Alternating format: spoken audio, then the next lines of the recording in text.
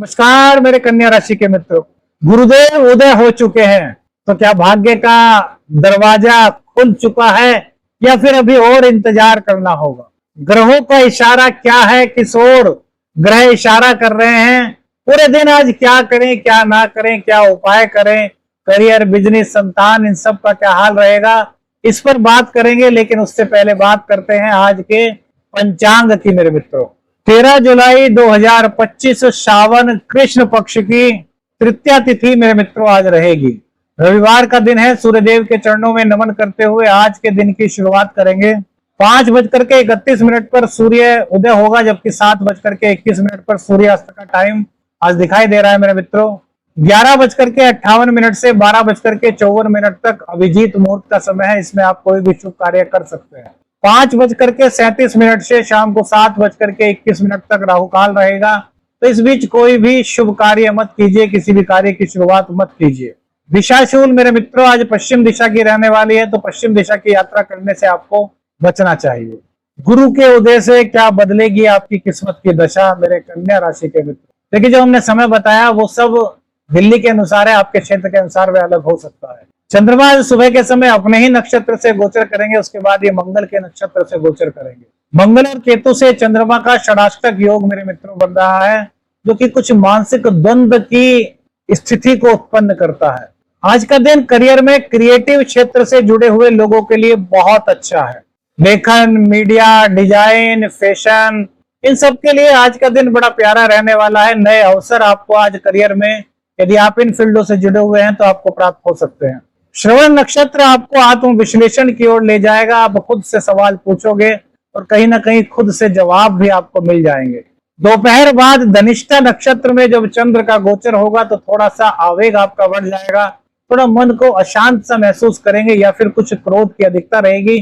तो क्रोध पर आपको पूर्ण रूप से नियंत्रण पाना है, वाणी को अपनी मृदु बनाए रखना है। ऑफिस में वर्कलोड थोड़ा ज्यादा रह सकता है, लेकिन आपका एनालिटिकल माइंड जो है उसके कारण आपको तारीफ भी मेरे मित्रों आज प्राप्त हो सकती है, और ये आपके आगे आने वाले भविष्य के लिए बहुत अच्छी शुरुआत भी है। आपका व्यापार यदि साझेदारी में है या फिर फाइनेंस संबंधी कोई व्यापार आप करते हैं, तो भैया आज आपको कई बार सोचना होगा। सोच समझ करके ही व्यापार में कोई निर्णय आपको लेने होंगे मेरे मित्रों, क्योंकि व्यापार की तरफ से मंगल का षडाष्टक योग जो बन रहा है चंद्रमा के साथ, ये थोड़ी परेशानी उत्पन्न कर सकता है। दोपहर बाद तो ये परेशानी बढ़ सकती है।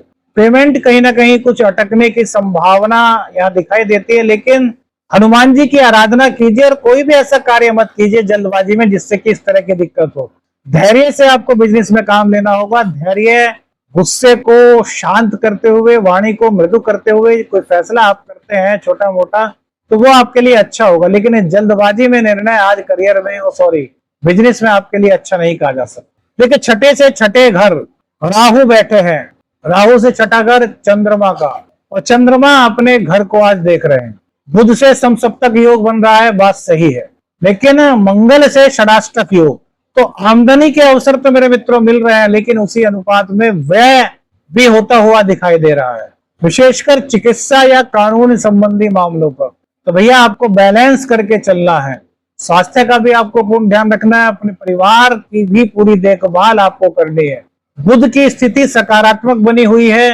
पुराना कोई काम रुका हुआ बन सकता है, कोई पुराना ऑर्डर आपने पूरा किया था, ऑर्डर दिया था, किसी को माल दिया था, तो वहां से अभी तक आपका जो बिक्री हुआ था वो नहीं आया था, तो वो आने की संभावना मेरे मित्रों आज बनती हुई दिखाई दे रही है। भाग्य आपका साथ दे रहा है, लेकिन भाग्य आपकी दो शर्तें लगा रहा है कि एक तो सत्य के पथ पर चले और एक दूसरा परिश्रम के पथ। सत्य और परिश्रम के पथ पर आज जो चलने वाले हैं उनके लिए भाग्य के द्वार मेरे मित्रों खुलते हुए दिखाई दे रहे हैं। देखिए, भाग्य को मजबूत करने के लिए धर्म भाव को मजबूत करना जरूरी है, और धर्म भाव कहाँ से मजबूत होता है? अध्यात्म से, अपने रीति रिवाजों से, अपनी परंपराओं से। सबके सब अपने अपनी परंपराओं के अनुसार, अपने परिवार के परंपराओं के अनुसार रीति रिवाजों को माने, अपनाए।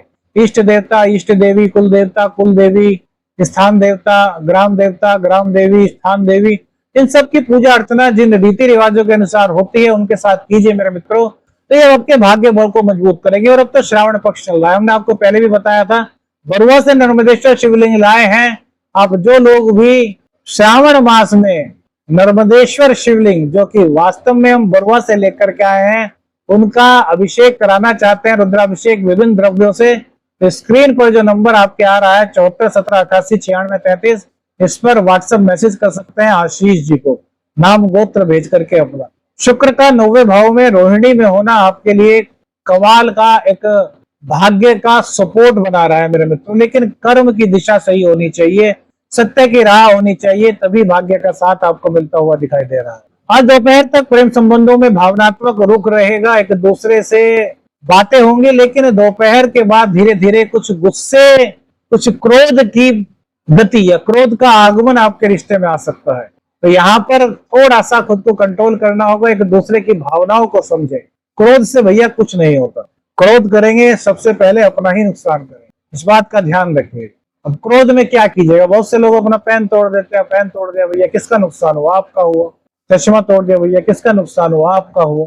अरे क्रोध क्यों करते हो, मत कीजिए। उस वक्त जब क्रोध आए तो शांत हो जाए, पानी पिए, 2 मिनट सोचे, श्री हरि विष्णु भगवान का नाम ध्यान करें और फिर बोले, क्रोध भी गायब हो जाएगा और उस समय होने वाला नुकसान भी। तो ये प्रक्रिया अपने जीवन में मेरे मित्रों आपको अपनानी चाहिए। संतान पक्ष से कोई शुभ समाचार मिलता हुआ दिखाई दे रहा है, संतान का पढ़ाई में मन लग रहा है, लेकिन थोड़ा जिद्दी स्वभाव आज दिखाई दे रहा है। बच्चों को बाहर, यदि घर से बाहर खेलने के लिए भेजते हैं, आप छोटे बच्चे हैं तो उनके साथ आप आज जाइएगा। श्रवण नक्षत्र बच्चों की एकाग्रता को बढ़ा रहा है मेरे मित्रों, लेकिन दोपहर बाद का थोड़ा समय जो है तो जिद्दीपन को लेकर के आपको दिक्कत में डाल सकता है, तो उनके जिद्दीपन को अपने मोटिवेशन से, अपने प्यार से दूर करने का प्रयास कीजिए। दाम्पत्य जीवन में स्थिरता मिलती हुई दिखाई दे रही है, लेकिन छोटी छोटी बात पर कहा सुनी के बाद आपको ऐसा लगेगा कि यार क्या यार हमारा दाम्पत्य जीवन हो गया। तो दाम्पत्य जीवन में सुखद स्थिति प्राप्त करने के लिए एक दूसरे को सुनना होगा, एक दूसरे की भावनाओं को समझना होगा, एक दूसरे के साथ समय बिताना होगा, संवाद को मजबूत करना होगा मेरे मित्रों, तभी ये स्थितियां आपके लिए बहुत अच्छी बनेगी। राहु के कारण पेट से जुड़ी कोई समस्या आपको आज हो सकती है, पाचन तंत्र संबंधी, नींद की कमी या ब्लड प्रेशर संबंधी कोई दिक्कत भी आज गोचर में दिखाई देती है मेरे मित्रों। खेती से जुड़े हुए लोगों के लिए आज का दिन मध्यम दिखाई दे रहा है। भूमि या बीज संबंधी आज कोई नई जानकारी हमारे कृषि मित्रों को प्राप्त हो सकती है। जल प्रबंधन या सिंचाई में सुधार होता हुआ दिखाई दे रहा है। तो कुल मिलाकर के यदि कहें तो आशानुरूप परिणाम कृषि मित्रों को मिलते हुए दिखाई दे रहे हैं। रचनात्मक कार्यों में आज अपना मन लगाए मेरे मित्रों, ये आपके लिए बहुत अच्छा होगा। गुरुजनों का आशीर्वाद लें, पुराने मित्रों से संपर्क करें, यह भी आपके लिए अच्छा सहयोग बनाएगा। भावनाओं में बह करके कोई भी बड़ा निर्णय लेने से आपको बचना होगा। झूठ या फरेब से दूर रहें, सत्य की राह पकड़ें, परिश्रम करें। बेवजह विवाद या अहंकार को बिल्कुल भी अपने अंदर मत आने दें। भगवान शिव को कच्चे चावल और दूध अर्पित करते हैं तो आपके भाग्य में यहाँ वृद्धि होगी मेरे मित्रों। ओम नहीं, श्री शिवाय नमस्तुभ्यम का जाप करें या ओम ह्रीम होम नमः शिवाय का जाप 108 बार भगवान शिव के सामने करें। किसी बुजुर्ग को यदि आप सामर्थ्यवान हैं तो सफेद वस्त्र दें, और भैया किसी जरूरतमंद को काले तिल का दान करें, यह आपके लिए बहुत फायदेमंद रहने वाला है। वीडियो अच्छी लगी तो लाइक और शेयर कीजिएगा, चैनल पर नए हैं चैनल को सब्सक्राइब कीजिएगा। आदेश अलख निरंजन, हर हर महादेव।